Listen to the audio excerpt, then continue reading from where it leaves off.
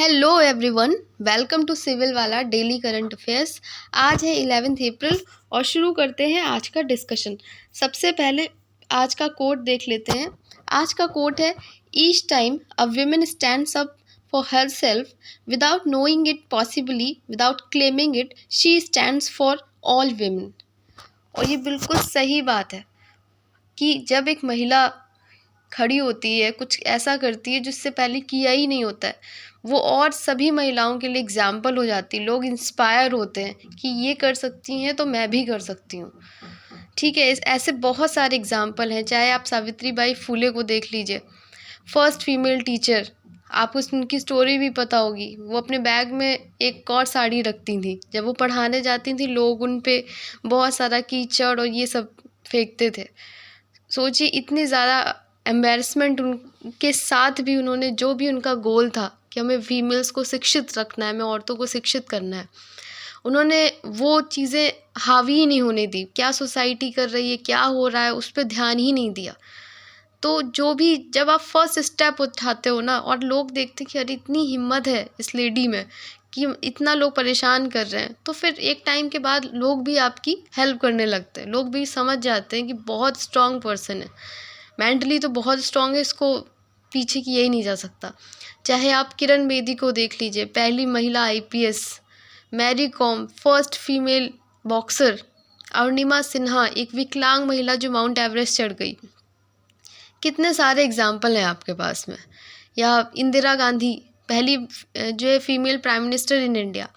तो बहुत सारे एग्जाम्पल्स हैं हमारे पास। लेकिन जब कोई फीमेल कुछ करती है ना आगे बढ़कर, वो और जो है औरतों के लिए और फीमेल्स के लिए एग्जाम्पल हो सेट कर देती है कि आप भी कर सकते हो। आजकल हम देख भी रहे हैं कि जो सिविल सर्विसेज का एग्ज़ाम आता है या किसी भी बोर्ड्स का रिज़ल्ट आता है, तो आपको महिलाएं जो है टॉप में दिखाई देती हैं। तो वहाँ से आपको इंस्पिरेशन मिलती है कि यार टॉप पे जो है हम किसी से कम तो है नहीं। ऐसा आप अगर कभी लगता भी हो तो ये बिल्कुल भी मत सोचिएगा कि हमें कहीं से भी किसी भी चीज़ से कम है। अगर आपको लगता है कि हम फिज़िकली कम है, तो मैरी कॉम को देख लीजिए। अगर फिज़िकली कहीं से कमज़ोर होते तो वो बॉक्सिंग कर रही थी। मेंटली अगर आप सोचें कहीं पे, तो कल्पना चावला को देख लीजिए, फर्स्ट एस्ट्रोनॉट इन इंडिया। तो बहुत सारे एग्जाम्पल्स हैं। तो कभी भी ना अपने आप को कमज़ोर समझिए, ना मेंटली ना फिज़िकली आप कमज़ोर, पहली बात तो है ही नहीं। सोसाइटी हमें इतना ही बार, कई बार ऐसा होता है कि कोई चीज़ आपसे इतनी बार बोली जाती है कि एक टाइम के बाद आप सोचना ही समझना छोड़ देते हो। आपको लगता है हाँ शायद इतनी बार बोली जा रही है, वो चीज़ सही होगी। तो ये था आज का कोड जो मैंने एक्सप्लेन करने की कोशिश की आपको। साथ ही आप इस कोड को और इन एग्जाम्पल्स को अपने मेंस आंसर राइटिंग में भी यूज़ कर सकते हैं। शुरू करते हैं आज का डिस्कशन। आज का क्वेश्चन जो मैंने कल दिया था आपको, पहले उसका आंसर देख लेते हैं। क्या है खबरों में नज़र आया Raccoon Stealer? What is Raccoon Stealer which was seen in news? And the answer is malware. Next question है आज का पहला, हाल ही में खबरों में रहा TSAT-1 एक किस प्रकार का उपग्रह है? एंड द आंसर इज पृथ्वी अवलोकन उपग्रह, अर्थ ऑब्जर्वेशन सैटेलाइट। यहाँ मैंने आज आप लोगों के लिए एक नया काम किया है कि मैंने इमेज भी लगा दी है, ताकि अगर किसी को पिक्टोग्राफिक मेमोरी से चीज़ें याद होती हों तो शायद वो देख करके लर्न कर ले। बताइएगा मेरा ये इनिशिएटिव आपको कैसा लगा। तो टाटा एडवांस सिस्टम लिमिटेड ने स्पेसएक्स की फॉल्कन 9 रॉकेट के साथ एक ऑप्टिकल सब मीटर रेजोल्यूशन पृथ्वी अवलोकन उपग्रह TSAT-1A लॉन्च किया है। ठीक है, सैटेलाइट इंक के सहयोग से निर्मित ये सैन्य ग्रेड इमेजरी क्षमताएं और multi spectral hyper spectral imaging प्रदान करेगा। नेक्स्ट क्वेश्चन है, हाल ही में तेलवेली वन्यजीव अभ्यारण्य में भारत में पहली बार खोजी गई नेप्टिस फिलारा किस प्रजाति से संबंधित है?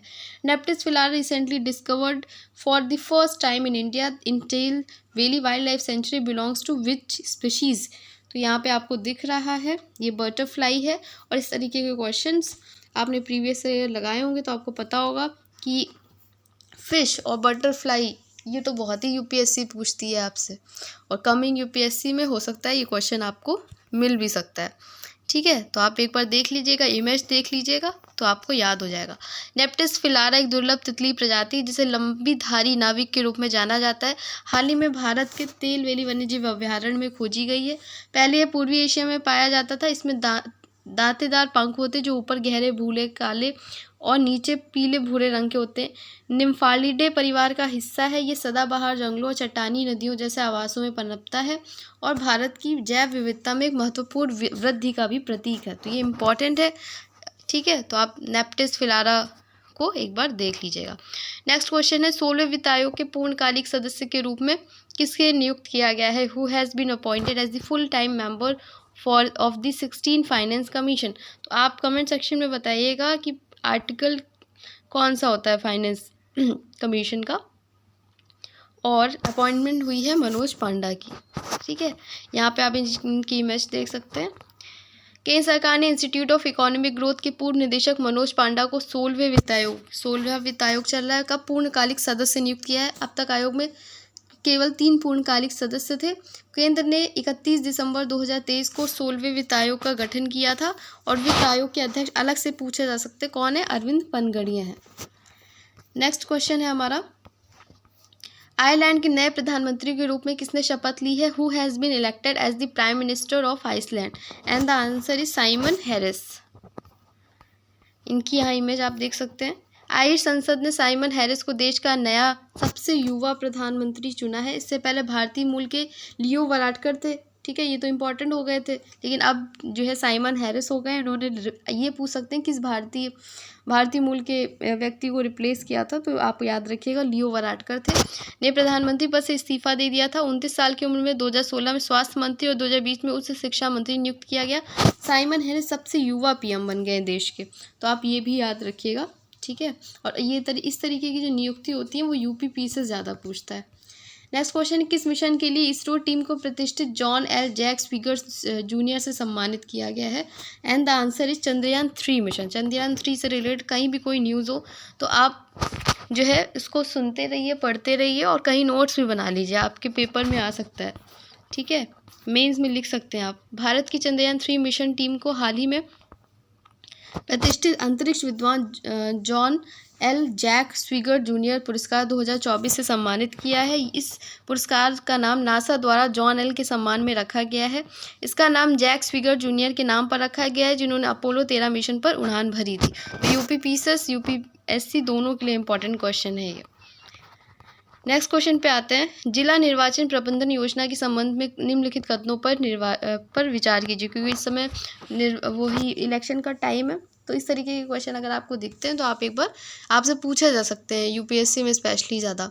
डीईएमपी एक व्यापक दस्तावेज है जो जिलों में चुनावों के सुचारू संचालन को सुनिश्चित करने के लिए आंकड़ों और विश्लेषण का उपयोग करता है।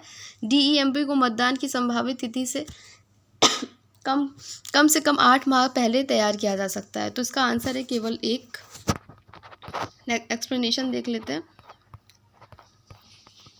डीईएमपी एक व्यापक दस्तावेज है जो जिलों में चुनावों के सुचारू संचालन को सुनिश्चित करने के लिए आंकड़ों और विश्लेषण का प्रयोग करता है। भारत निर्वाचन आयोग के निर्देशों के अनुसार डीईएमपी को मतदान की संभावित तिथि से कम 6 माह, ये याद रखना, वहाँ 8 माह लिखा था ना, इसलिए स्टेटमेंट हमारा गलत हो गया था। एंड द आंसर है 6 माह पहले तैयार किया जाता है। नेक्स्ट क्वेश्चन पे आते हैं, हेपेटाइटिस के संदर्भ में निम्नलिखित कथनों पर विचार कीजिए। हेपेटाइटिस संक्रामक बैक्टीरिया के कारण होता है। टाइप बी और सी लिवर सिरोसिस का सबसे आम कारण है। ग्लोबल हेपेटाइटिस रिपोर्ट 2024 विश्व स्वास्थ्य संगठन द्वारा जारी की गई है। And the answer is 2 and 3, ठीक है। With reference to hepatitis, consider the following statement. Hepatitis is caused by infectious bacteria. Type B and C are the most common causes of liver cirrhosis. Global Hepatitis Report 2024 has been released by the World Health Organization. यहाँ पे image लगी है। Hepatitis जो है संक्रामक virus, मैंने बताया भी था उस दिन कि हेपेटाइटिस से रिलेटेड 2017 में यूपीएससी में क्वेश्चन भी आया था। अलग से यूपीपीसीएस में भी पूछा जा सकता है आपसे। आजकल वो लोग भी स्टेटमेंट के फॉर्म में क्वेश्चंस पूछे जाने लगे, तो आप पहले से ही तैयार रहिए कि हाँ ऐसे क्वेश्चन आते हैं तो आप हैंडल कर लें। हेपेटाइटिस संक्रामक वायरस और गैर संक्रामक एजेंटों के कारण होता है जिससे कई प्रकार की स्वास्थ्य समस्याएं होती हैं जिनमें कुछ घातक हो सकती हैं। बी और सी लिवर सिरोसिस, लिवर कैंसर और वायरल हेपेटाइटिस से संबंधित मौतों का सबसे आम कारण है। विश्व स्वास्थ्य संगठन ने हाल ही में ग्लोबल हेपेटाइटिस रिपोर्ट, अब ये पूछ सकते हैं कि ग्लोबल हेपेटाइटिस रिपोर्ट किसके द्वारा जारी की गई है, तो आप याद रखिएगा विश्व स्वास्थ्य संगठन द्वारा जारी की गई है। 2024 में भारत को वायरल हेपेटाइटिस, विशेष रूप से कौन सी, हेपेटाइटिस बी और सी का सामना करने वाले देशों में से एक के रूप में सामने आया है। नेक्स्ट क्वेश्चन पे चलते हैं। नेक्स्ट क्वेश्चन है ऑकस गठबंधन के में निम्नलिखित कथनों पर विचार कीजिए। ऑकस गठबंधन में ऑस्ट्रेलिया, यूनाइटेड किंगडम और संयुक्त राज्य अमेरिका शामिल हैं। इसका गठन 2021 में हिंद प्रशांत क्षेत्र में चीन के प्रभाव का मुकाबला करने के लिए किया गया था। भारत इस समूह का सदस्य है। Consider the following statement regarding AUKUS alliance. AUKUS alliance consists of Australia, the United Kingdom, and the United States. It was formed in the year 2021 to counter China's influence in the Indo-Pacific region. India is a member of this group. Which of the statement are correct? तो India member नहीं है, इसलिए first and two statement हमारे सही हो जाते हैं। यहाँ पे मैंने इमेज लगा दी है, आप देख सकते हैं कौन कौन मेंबर्स हैं, ताकि आपको लर्न हो जाए अच्छे से। ऑकस गठबंधन जिनमें कौन कौन आ रहा है, ऑस्ट्रेलिया है हमारा, ए फॉर ऑस्ट्रेलिया है, यूके, यूके से आपको दिख रहा है, यूनाइटेड किंगडम और संयुक्त राज्य अमेरिका, 3 देश हमारे शामिल हैं जो त्रिपक्षीय साझेदारी है। इसका गठन कब हुआ था, गठन पूछ सकते हैं 2021 में। क्यों हुआ था, हिंद प्रशांत क्षेत्र में चीन के प्रभाव का मुकाबला करने के लिए हुआ था। भारत इस समूह का सदस्य नहीं, क्योंकि 3 ही देश इसमें हैं। नेक्स्ट क्वेश्चन है हाल ही में किस देश में विश्व व्यापार संगठन में चावल के लिए शांति खंड लागू किया गया है। Recently which country has evoked the peace clause for rice at the world trade organisation, and the answer is Bharat, India. Bharat ने चावल सब्सिडी सीमा के उल्लंघन का हवाला देते हुए 5वीं बार WTO के शांति खंड को लागू किया है। तो कितनी बार हो गया, यहाँ पे आपको दिख रहा है 5वीं बार है, ठीक है। 5वीं बार शांति खंड को लागू किया है। यह खंड विकासशील देशों को सब्सिडी उल्लंघनों के संबंध में विवाद की चुनौतियों से बचाता है।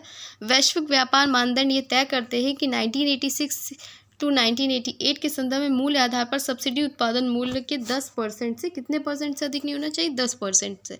भारत इस फॉर्मूले में संशोधन चाहता है। स्थायी समाधान पर बातचीत होने तक अंतरिम उपाय के रूप में 2013 का जो शांति खंड है वो प्रस्ताव रखा गया है। और आज का लास्ट क्वेश्चन है हाल ही में किस संगठन ने सोडियम साइनाइड पर एंटी डंपिंग शुल्क लगाने की सिफारिश की है। Recently which organisation recommended imposing an anti dumping duty on sodium cyanide. ये सोडियम साइनाइड की इमेज है यहाँ पे। आंसर है हमारा व्यापार उपचार महानिदेशालय, DGTR। व्यापार उपचार महानिदेशालय ने चीन, यूरोपीय संघ, जापान और कोरिया से आयातित सोडियम साइनाइड पर 5 साल के एंटी डंपिंग शुल्क की सिफारिश की है। कीटनाशकों, धातु निष्कर्षण सहित विभिन्न अनुप्रयोगों में उपयोग किए जाने वाला सोडियम साइनाइड रासायनिक सूत्र NaCN के साथ एक सफ़ेद क्रिस्टलीय ठोस के रूप में प्रकट होता है। तो कल आप लोग कमेंट सेक्शन में आंसर किया करिए। वीडियो तो आप लोग देख लेते हैं लेकिन कमेंट सेक्शन में आंसर ही नहीं करते। देखिए, अगर आप आंसर करेंगे तो आपको चीज़ें अच्छे से याद होंगी। जब आप लिखते हैं कोई चीज़, 1 मिनट सोचेंगे फिर लिखेंगे, तो वो आपके मेमोरी का पार्ट बन जाएगा। तो इसलिए मैं कहती हूँ कि आप कमेंट सेक्शन में आंसर ज़रूर किया करिए, ठीक है। तो आज का क्वेश्चन हमारा ये है, किस मिशन के लिए इसरो टीम को प्रतिष्ठित जॉन L. जैक्स फिगर जूनियर से सम्मानित किया गया है, ठीक। ये क्वेश्चन आपको बताना है कमेंट सेक्शन में। सेशन आपको कैसा लगा, ये जो नया मैंने इमेज भी इसमें आज इंक्लूड कर दी है, वो बताइएगा आपको कैसा लगा। कोई फीडबैक हो आप कमेंट सेक्शन में लिख सकते हैं। अगर आपको ये हमारा प्रयास अच्छा लगता है तो आप सब्सक्राइब, लाइक और शेयर ज़रूर करें। धन्यवाद, थैंक यू।